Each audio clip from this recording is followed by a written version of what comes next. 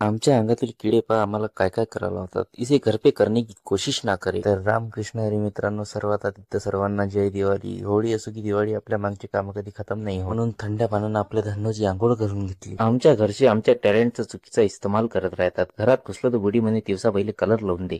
आपली दिवसा माता कशी दिसते कमेंट मध्ये सांगा. मागं आपली सोमन ॲटम साड्याची उधळण करत होती. घरात जास्त वेळ थांबलं तर बुडी आपल्याला 3-4 शिल्लक कामं सांगून देईन, म्हणून घराच्या बाहेर पडलो. विचार केला की चला बाजारातून फिरून येऊ.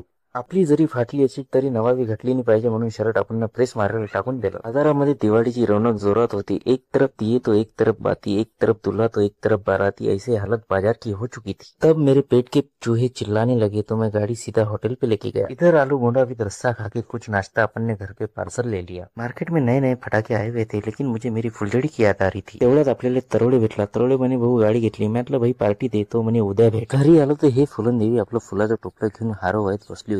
आपली बहीण आहे म्हणून हिला आशीर्वाद देणं गरजेचं आहे.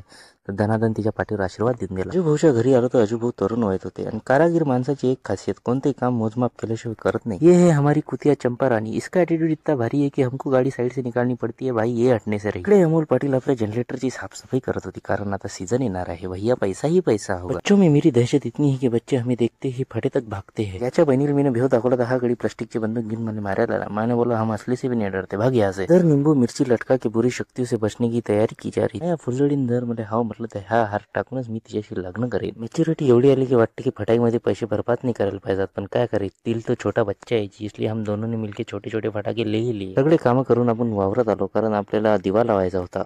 अभी हमारे दिमाग के कीड़े ने वह वह करे. पन्नी में पेट्रोल निकाल के हमने ये रिकामी चाले करने को शुरुआत कर दी, और देखो इसका अंजाम. तर मित्रांनो, या पार्टमध्ये बस एवढंच. दिवाळीचा आणखीन ब्लॉग पाहण्यासाठी मला फॉलो करा. व्हिडिओ आवडल्यास मला लाईक करा. Okay bye.